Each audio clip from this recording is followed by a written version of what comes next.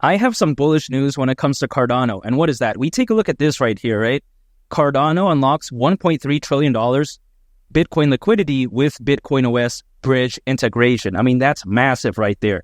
Maybe the grammar of the title isn't the best, but hey, man, this is still very amazing news in my opinion. Not to mention, Cardano taps Bitcoin OS to integrate Bitcoin liquidity into its DeFi, aka decentralized finance ecosystem, using zero-knowledge cryptography for secure cross-chain functionality. Now, it may sound kind of complicated. People may think, okay, yeah, it sounds like a bunch of random nonsense. But here's the thing.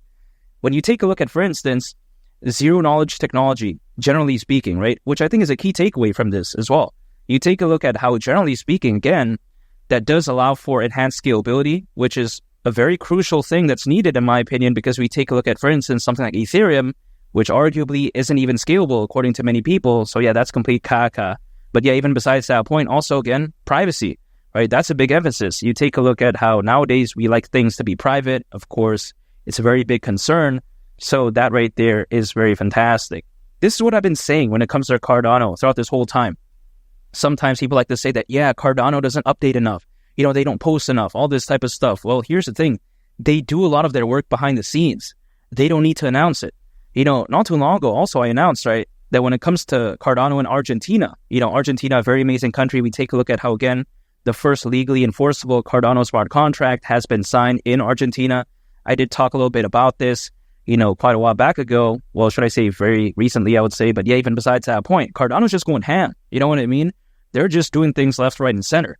This is how amazing they are. Some people like to say that, yeah, when it comes to Cardano, it's bad because, you know, take a look at the Solana meme coins. And here's the thing. I like some Solana meme coins, but just because, you know, Cardano hasn't popped off yet when it comes to the meme coin scene, so to speak, it doesn't necessarily mean that it's bad. You know what I mean? They're still doing real world things, so to speak. They're actually trying to solve like real world problems, and they're actually trying to do fantastic things again. So when people like to say that, yeah, Cardano is caca, is trash, no, I disagree. You know, oftentimes people like to say that when it comes to Cardano, it's this outdated layer 1 blockchain that's useless, all this type of stuff. But here's the thing. Fundamentally, it still can compete with a lot of the many new layer 1 blockchains out there. It's still very fast. It's still very scalable. You know, it has very low gas fees. But the amazing thing about Cardano is the fact that it's very well established. You know, they actually get things done. You take a look at, for instance, right? When it comes to many good layer 1 blockchains out there, they can't really get anything done because I think the team is kind of like, you know, probably not serious, or like they're probably focused on other things. And also on top of that, you know, in some cases, like just overall, they're just not really focused. They're not really dialed in. But when it comes to Cardano, man, they're very dialed in my opinion. Also on top of that, you take a look at when it comes to Cardano again, some people like to say, yeah, it's game over, all this type of stuff. Well, no, you know, I think this, if anything, showcases that Cardano still has a very bright future ahead. The low price of ADA, you know, its native token, doesn't mean that it's doing caca. They're still doing work behind the scenes. It's just they don't announce it all the time. It's like, again, like your one friend, let's say, right, that goes on vacation to like Miami or like Cabo, and then they post like every 2 minutes. It's like, okay, we get it. You're in Miami or whatever. You're in Cabo. It's like, yeah, okay, we don't care what color your flip-flops are today. You know what I mean? Here's the thing.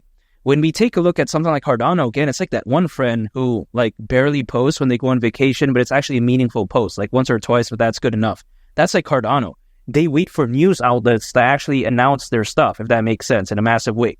We're so used to seeing like meme coins, like these smaller projects that announce like every single day, yeah, we're doing this, we're doing that, but it's like empty calories, you know what I mean? Doesn't really matter, right? But then people that are so used to that because they're on X all day, scrolling on their feed, and then they take a look at stuff like this, so they automatically assume that when it comes to Cardano, because it's not really, you know, really posting stuff, that means it's doing complete caca. But no, that couldn't be farther from the truth. At least that's the way I view it. Now, it's not to say that Cardano is just gonna absolutely, you know, dominate and become like the number one layer 1 blockchain out there. I'm not saying that. But in my opinion, ADA, its native token, going to the price of $10 during this bull run, that wouldn't surprise me whatsoever. Even though that's not financial advice nor a guarantee. But again, when you have something as amazing as Cardano, I don't see why not. You know, market cap of ADA at that point, considering current circulating supply, would be around $350 billion. Now I get it. It's around a 30x from here. The price of ADA has gone down a little bit. But who really cares? You know, I don't care about this because you got to think about how a $350 billion market cap is still, you know, around $200 billion less than Ethereum's all-time high market cap. And not to mention, we're still very far away from the peak of the altcoin season, in my opinion, at least historically speaking, because based off of history, as a worst case scenario, altcoins, they've been known to peak again as a worst case around a year and a half after a Bitcoin halving event. Now, the last Bitcoin halving event happened back in April, so a year and a half from then, right, is October of next year. So basically like a year from right now. So when you think about that, is really, altcoins over? Is it done? Are the ones that are not peaking as of right now never going to peak again? No, I disagree, because in my opinion, better days are ahead. I mean, I would give it some time. Now, non-financial advice, not a guarantee, but I'm waiting anyways, right? What am I going to do if, let's say, I don't hold it in like cryptocurrencies in my bank account? What's that really going to do? It's just going to get eaten alive by inflation. Now, granted, people like to say that, yeah, when it comes to holding it in altcoins or whatever, they drop like 20, 30%, sometimes in like a day, whatever the case may be, whatever, but it's an unrealized loss. That's the way to take a look at it, right? It's not a loss until I sell. Now, that's not financial advice, but again, that's just the way to take a look at it. Other than the fact that, let's say it's sitting in a bank account, that's guaranteed loss right there if it's eaten up by inflation, let's say, right? But then again, if let's say something's down 20, 30%, may seem bad, but if it pumps up again, it's a gain, hypothetically. So yeah, that's the way to take a look at, ADA and also other altcoins as well. That's why, the way I view it is that I'm going to wait anyways. So then I just might as well wait when it comes to ADA and just take that chance. And also other altcoins too. I'm not only holding ADA, but ADA is one of my foundational pieces when it comes to my portfolio, because instead of acquiring something like Ethereum, like Solana, like Bitcoin, all these random dinosaurs like a BNB, I'd much rather acquire like ADA, because again, it's not too established, but then at the same time, it's not too low either, where the risk is too high. You know what I mean, right? When it comes to ADA, it's not like it's like ranked like 1,500 or something like that. No, it's still in the top 20, still very amazing, but at the same time, it hasn't relatively peaked yet in terms of like, the price, so to speak. Because you take a look at Solana, for instance, right? I mean, the prices went up by quite a lot. So, what's the room for growth there? If that makes sense. When it comes to ADA, it's been kind of staying a little bit silent, but I think that, if anything, is preparing it for what could very well be a massive comeback. But only time will tell. Here's the thing. I don't have a crystal ball. I can't tell what exactly is going to happen in the next 1 month, 2 months, like 6 months, a year. I don't know that, right? But all I know is that hypothetically, if Bitcoin does do well, let's say it goes to the price of $150,000, let's say the altcoin season kicks into fifth gear again, the sky's the limit, $10. I don't see why not when it comes to ADA. And again, when you have over 600 million crypto owners, according to Crypto.com research, more than ever before in history, yeah, I don't think this sport's going to be bad at all.